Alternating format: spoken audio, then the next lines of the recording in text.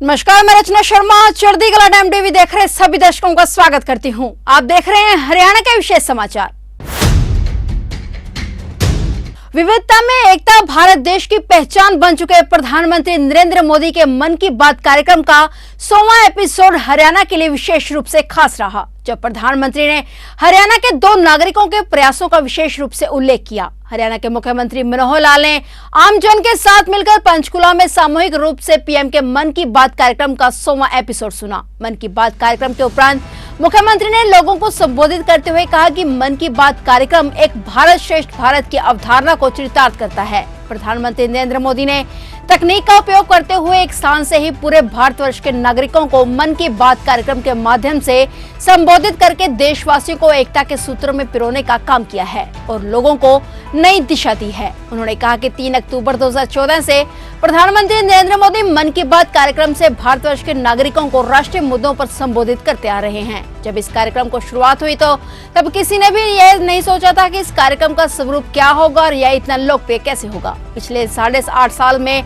जिस प्रकार भारत के नागरिकों ने इस कार्यक्रम को सुना है और इतना इसे पसंद किया है, यह एक विश्व रिकॉर्ड बन गया है। सीएम मनोहर लाल ने लोगों का आह्वान किया कि मन की बात कार्यक्रम में प्रधानमंत्री जो भी नई दिशा समाज को दिखाते हैं उस पर सभी लोगों को अमल करना चाहिए और अपने आसपास के लोगों को भी प्रेरित करना चाहिए। मुख्यमंत्री ने कहा कि अपने 100वें एपिसोड में प्रधानमंत्री ने जींद जिले के बीबीपुर गांव के रहने वाले सुनील जांगलन और चरखी दादरी के प्रदीप सांगवान का जिक्र किया। यह हमारे लिए गर्व की बात है। प्रधानमंत्री ने दोनों नागरिकों के प्रयासों को सराहा है और उससे न केवल हरियाणा बल्कि अन्य प्रांतों के लोगों को भी प्रेरणा मिलेगी। मुख्यमंत्री ने कहा कि सरकार का काम केवल विकास कार्यों तक ही सीमित नहीं होना चाहिए बल्कि जन जागृति के लिए भी सरकार को काम करना चाहिए। इसी दिशा को लेकर यह मन की बात कार्यक्रम चला है और हर एपिसोड से नागरिकों को कुछ नया सीखने की प्रेरणा मिलती है। सीएम मनोहर लाल ने कहा कि पीएम मोदी ने मन की बात कार्यक्रम में हरियाणा में की गई नई पहलों का कई बार जिक्र किया है। इससे पहले भी कई एपिसोड में प्रधानमंत्री नरेंद्र मोदी हमारे खिलाड़ियों और प्रगतिशील किसानों की तारीफ कर चुके हैं। कार्यक्रम के बाद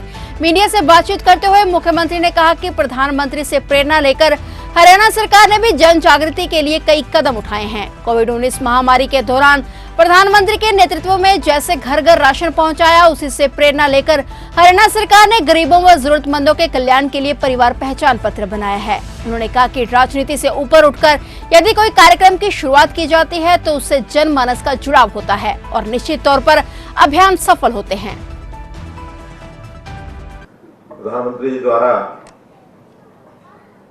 इस मन की बात का 100वां एपिसोड, इस चर्चा पर हम सब लोग यहाँ एकत्र हुए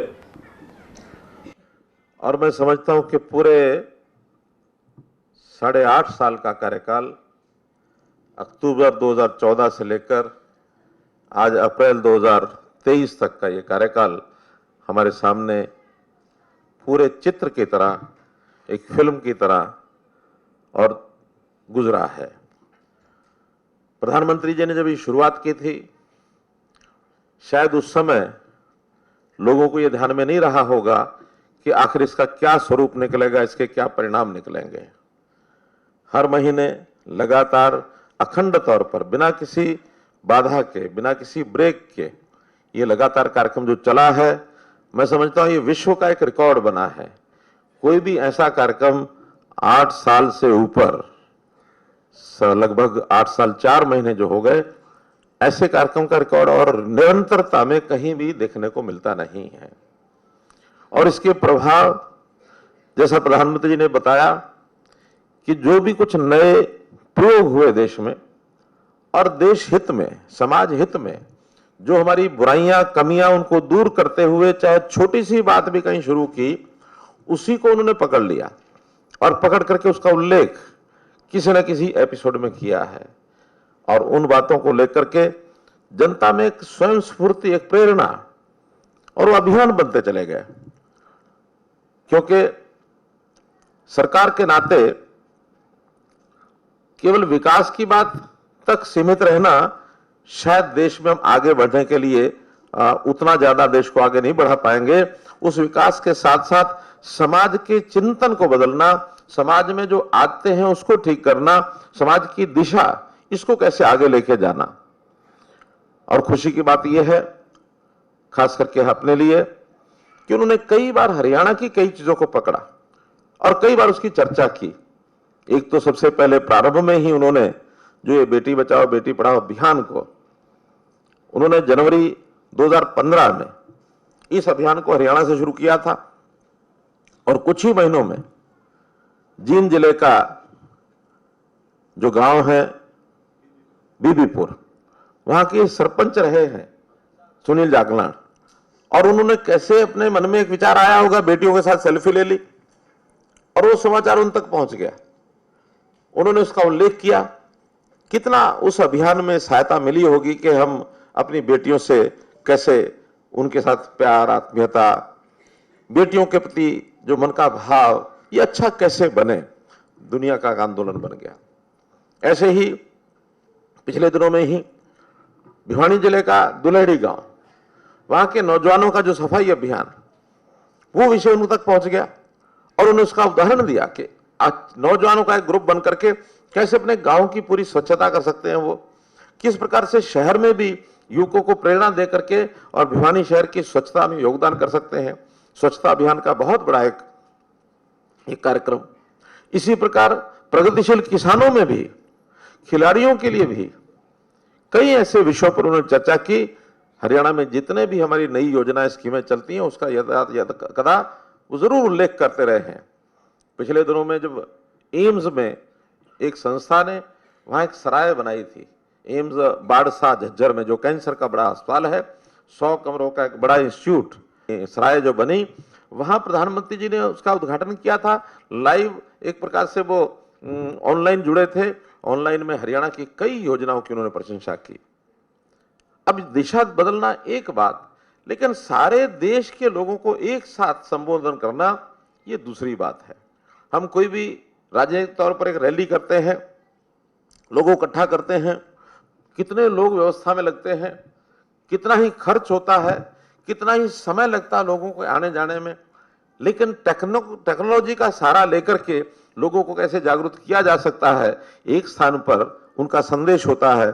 हमारी जो टेक्नोलॉजी की जितनी भी संस्थाएं हैं, ऑल इंडिया रेडियो है अथवा अन्य जो यानी इवन जो टेलीविजन के भी हमारे कंपनियां हैं, टेलीविजन के जो चैनल हैं, ये भी दिखाते हैं, जो सप्ताह अखंड दिखाते हैं।